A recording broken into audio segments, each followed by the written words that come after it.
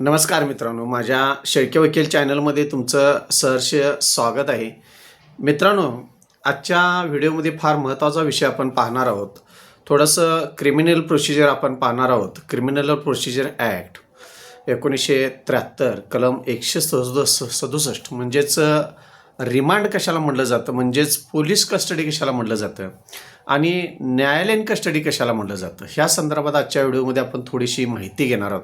काय होतं आहे, एखाद्या गुन्हेगाराला किंवा आरोपीला अटक केल्यानंतर पोलीस हे आपल्या ताब्यात घेत असतात आणि थोड्याच वेळात त्यांच्या घरातल्यांना समजून येतं की न्यायालयीन कोठडी मिळाली, पोलीस कोठडी मिळाली. मग काही सर्वसामान्य लोकांना समजत नाही की न्यायालयीन कोठडी असते आणि पोलीस कोठडी कुठली असते, म्हणजे MCR PCR नेमकं हा काय प्रकार असतो, पोलिसांनी का ताब्यात घेतलं, मग तुरुंगात का टाकलं, असे काही प्रश्न सर्वसामान्य व्यक्तींना पडत असतात. आता त्या संदर्भात आपण पोलीस कोठडी म्हणजे काय आणि न्यायालयीन कोठडी म्हणजे काय हे थोडक्यात आपण समजावून घेणार आहे. मित्रांनो, काय होतं आहे, एखादा गुन्हा घडल्यानंतर, समजा एखादा खुनाचा गुन्हा घडल्यानंतर त्या व्यक्तीला पोलीस हे अटक करत असतात किंवा काही व्यक्ती ह्या पोलिसांच्याकडं स्वतःहून हजर राहत असतात. अशावेळी पोलिसांचे पहिले अधिकार आहेत, एखाद्या गुन्हेगाराला किंवा आरोपीला पकडल्यानंतर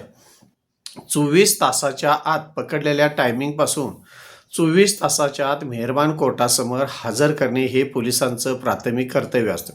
दरम्यानच्या काळामध्ये गुन्हा कोणत्या प्रकारचा घडला, काय घडला, कशासाठी घडला आणि त्या संदर्भात कोणकोणती हत्यारं वापरण्यात आली खून करण्यासाठी किंवा गुन्हा करण्यासाठी, याची चौकशी करण्याचा अधिकार हा पोलिसांना दिलेला असतो.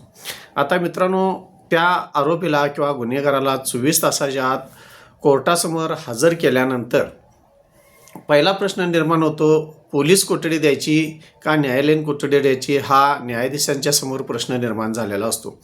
आता काय होते बघा, पहिल्यांदा पोलीस कोठडी म्हणजे काय आपण बघूया आणि नंतरच्या भागामध्ये आपण न्यायालयीन कोठडी म्हणजे काय पाहूया. आता पोलीस कोठडी म्हणजे काय, एखाद्या आरोपीनं जर गुन्हा केला आणि त्यांना जर पोलिसांनी पकडलं तर त्याला 24 तासाच्या आत कोर्टासमोर हजर केलं जातं.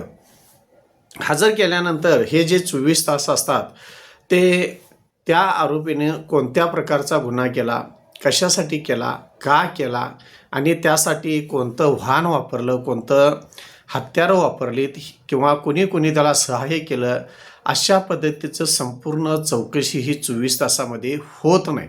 मग त्यावेळी काय करतात, पोलीस त्या आरोपीला कोर्टासमोर हजर करतात आणि हजर केल्यानंतर पोलीस हे कोर्टाला सांगत असतात की सदर गुन्हा हा घडलेला आहे आणि ह्या गुन्ह्यामध्ये जे काय साहित्य असेल किंवा इतर चौकशी असेल ही अपूर्ण राहिलेली आहे, त्यामुळं सदर गुन्हेगाराला किंवा सदर आरोपीला आमच्या ताब्यात द्यावं, म्हणजे पोलिसांच्या ताब्यात देण्यात यावं.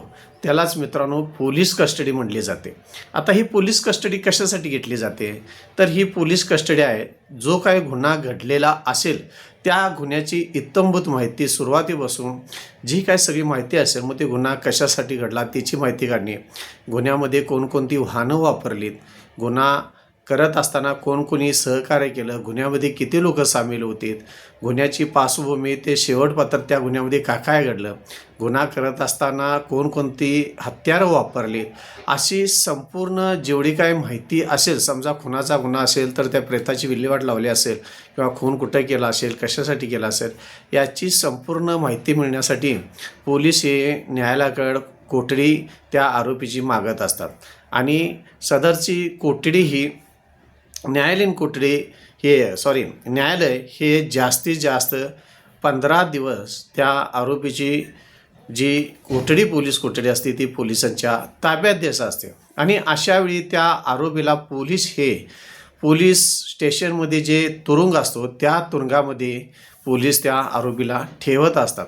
आता तिथं ठेवल्यानंतर गुन्ह्याची चौकशी करत असताना पोलिसांनी त्या आरोपीला मारण्याचा अधिकार कायद्यानं दिलेला नाही, त्याच्याशी सामंजस्यपणानं वागूनच काय असेल ती गुन्ह्याची चौकशी करावी लागत असते. त्याचबरोबर फार महत्त्वाची गोष्ट म्हणजे सदर चौकशी करत असताना जास्तीत जास्त न्यायालय हे पोलीस कस्टडी गुन्ह्याचं स्वरूप बघतं की गुन्हा कोणत्या प्रकारचा घडलेला आहे. गुन्ह्याची तीव्रता जर फार मोठी नसेल किरकोळ जर असेल तर 1 ते 2 दिवसाची पोलीस कोठडी ही आरोपीची पोलिसांच्या ताब्यात देत असतं आणि दरम्यानच्या काळामध्ये पोलिसांनी आपली संपूर्ण चौकशी करून जो काय रिपोर्ट असेल तो तयार करायचा, FIR तयार करायचा असतो. याला पोलीस कस्टडी म्हटलं जातं. सदरची कस्टडी ही कायद्यानं जास्तीत जास्त 15 दिवस द्यावी लागत असते. त्याच्यावर जास्ती कस्टडी पोलीस कस्टडी देता येत नाही. दरम्यानच्या काळामध्ये एखाद्या आरोपीला पोलीस कस्टडी झाल्यानंतर त्याला पुन्हा जामीनसाठी अर्ज लवकर करता येत नाही.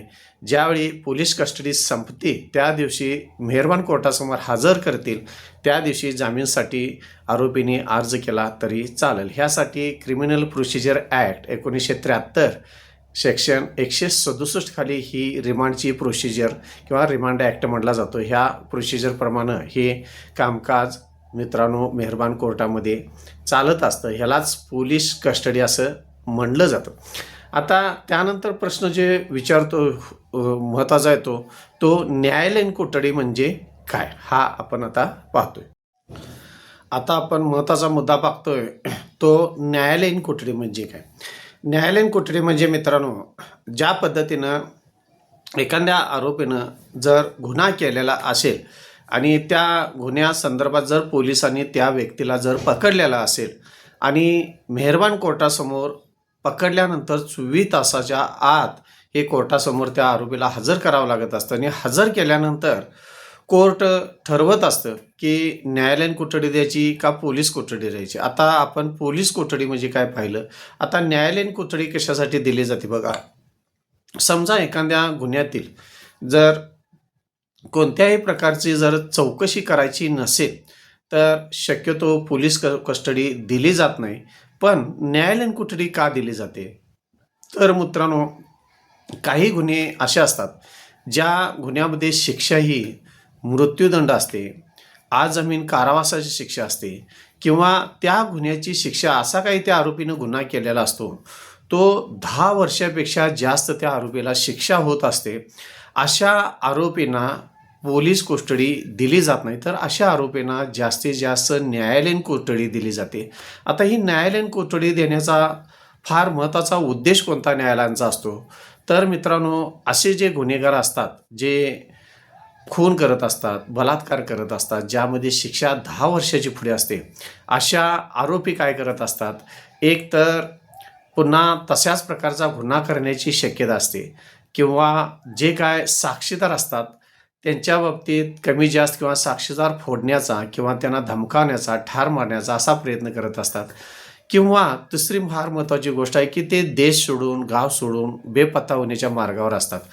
त्यासाठी गुन्ह्याची काय तीव्रता आहे बघून मेहरबान कोर्ट काय करत असतं, अशा आरोपींना जास्तीत जास्त न्यायालयीन कोठडी देत असतं. त्यामुळं सदरचा कोणत्याही प्रकारचा आरोपी ह्या पळून जाता कामा नये.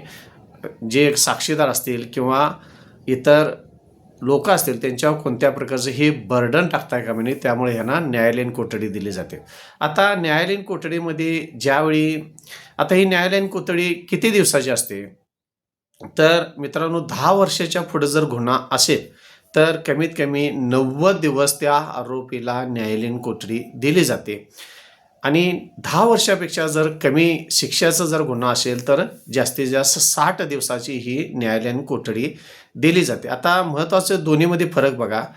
पोलीस कोठडीमध्ये आरोपीला पोलीस कोठडी 2 दिवस, 3 दिवस किंवा 8 दिवसाची किंवा 15 दिवसाची मिळालेला असेल तर पोलीस हे पोलीस स्टेशनमध्ये जो तुरुंग असतो त्या तुरुंगात त्या आरोपीला ठेवत असतात आणि न्यायालयीन कोठडीमध्ये न्यायालय काय करतं, डायरेक्ट तुरुंग जो असतो त्या तुरुंगामध्ये त्या व्यक्तीला ठेवत असतात. आणि दरम्यानच्या काळामध्ये ज्यावेळी न्यायालयीन कोठडी आरोपीला दिली जाते त्यावेळी त्या दरम्यानच्या काळामध्ये पोलिसांनी त्या आरोपीला कोणतेही प्रश्न चौकशीसाठी विचारता येत नाहीत. हा दोन्हीमधला फार मोठा फरक आहे त्यामध्ये. त्यामुळे मित्रांनो आरोपीला एक पोलीस कस्टडी मिळत असते आणि दुसरी न्यायालयीन कस्टडी मिळत असते. ह्यामधला हा दोन्हीमधला फार मोठा फरक आहे. मित्रांनो अशाच माहितीसाठी माझ्या चॅनलला सबस्क्राईब करा. नवीन असाल तर लाईक करा, शेअर करा. धन्यवाद.